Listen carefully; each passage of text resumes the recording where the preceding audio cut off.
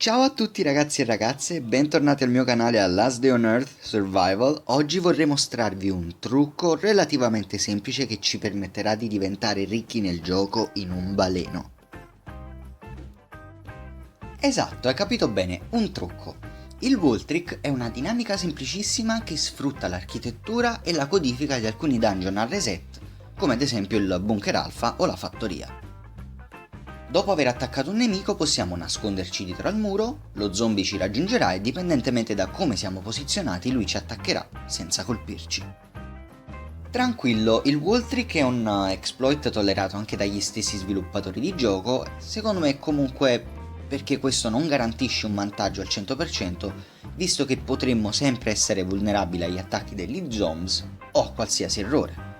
Praticandolo costantemente diventerai un vero e proprio sopravvissuto ninja, riuscendo a risparmiare molte bende, durabilità di armatura e tante armi da fuoco nel caso di zombie come giganti impazziti.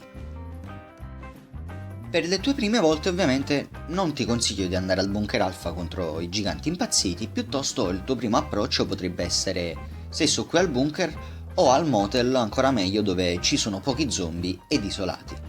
Inizia con gli zombie deboli e gli azzannatori e via via cerca di fare lo stesso con il grassone, le aberrazioni, gli orrori tossici e quant'altro. Se impari sugli zombie veloci automaticamente ti sarà più facile poi approcciare zombie con minore velocità di attacco come gli zombie giganti o i grassoni. L'altro posto in cui far pratica è la fattoria ed è qui dove personalmente ho imparato il Wall Trick. Qui i giganti selvaggi sono la copia dei giganti impazziti del bunker alfa, solo che fanno la metà dei danni e non ci shotteranno in un colpo solo. Qui dovrai utilizzare il cancello di entrata alla fattoria cercando di posizionarti ben bene sul bordo e ovviamente tra un attacco e l'altro, come visto, devi sempre semplicemente sporgerti, attaccare e tornare indietro riparandoti. All'inizio prenditi il tempo che ti serve e cerca di alternare il tuo colpo a 2 attacchi del nemico. Inoltre, tenere il volume di gioco alzato ci aiuterà a capire meglio quando fare la nostra mossa con più precisione. Tuttavia, il trucco non sta solo nel mettersi dietro al muro ed attaccare con tempismo.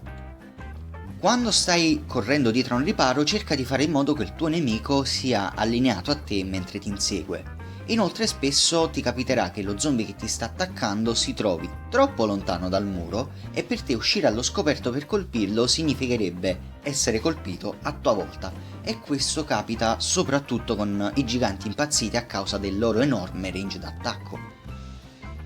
Il trucco qui è far spostare il tuo nemico a portata dei tuoi attacchi e per fare ciò devi lentamente allontanarti in direzione opposta a quella dello zombie. Quando sarai fuori dalla sua portata, questo cercherà di venire verso di te cercando di passare oltre il muro. A quel punto devi tornare velocemente indietro al tuo riparo quando si troverà in una posizione conveniente. Prendi fiato e cerca di stare calmo, perché quando fai questo dovresti riuscire a cercare di evitare errori, altrimenti qualora dovessi sbagliare corri via e ritorna al muro riposizionandoti meglio. Un altro vantaggio dei muri è quello di utilizzare le meccaniche del Wall Trick per dividere i gruppi di nemici ed attaccarli singolarmente. Questo funziona al meglio quando affronti gruppi di grassoni accompagnati da sputatori o azzannatori, perché sono più veloci. Solitamente io faccio in modo di portare questi ultimi velocemente dietro al muro per ucciderli da soli, nel mentre lo zombie poi ci raggiungerà e si troverà dall'altro lato a colpire il cemento. Questo è efficace anche quando affrontiamo nemici con armi da fuoco, come i Rider. Utilizzando la stessa meccanica, questi spareranno al muro, mentre tu potrai tranquillamente liberarti di quelli con armi ravvicinate e poi procedere ad uccidere quello con la pistola o il fucile d'assalto, magari utilizzando una pistola a tua volta, perché il Wall Trick con le armi da fuoco è quello più letale.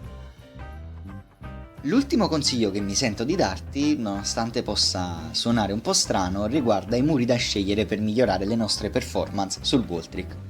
In generale io preferisco utilizzare i muri che si trovano a ridosso di angoli delle stanze, perché quelli che si trovano al centro di corridoi sono scriptati leggermente peggio e il limite del muro non combacia perfettamente con quello che vedi nel gioco. Questa opzione si rivela perfetta per il bunker alfa, dove preferisco sempre utilizzare il muro a ridosso dell'ascensore. Alla fattoria invece il muro migliore è il portone all'entrata. Non uso la casa perché è piccola, chiusa e limitata, e poi se vedrai il video capirai anche il perché. Per il motel in generale qualsiasi porta e muro sono perfetti per il wall trick. Ricorda che durante stagioni ed eventi temporanei talvolta potremmo andare in zone nuove e anche qui se ci sono muri possibilmente potremo sperimentare ripari, porte per vedere se e come fare il wall trick. Bene, a questo punto penso di non aver dimenticato nulla. Ti ricordo che il wall trick sarà importantissimo soprattutto nelle fasi iniziali di gioco per finire il bunker alfa ed uccidere i giganti impazziti senza armi da fuoco e accumulare un sacco di armi da fuoco in tempi relativamente bassi. Spero che il video sia stato davvero utile per te. In tal caso lascia un like, iscriviti al canale attivando le notifiche cliccando sulla campanella. Se hai qualche domanda su questo argomento o su altri argomenti su Last Day on Earth, lascia un commento o semplicemente fammi visita nei Discord che troverai sicuramente in descrizione. Mi raccomando, pratica bene il tuo wall trick e diventa un sopravvissuto ninja perché ti aiuterà nella tua caccia. Buon wall trick!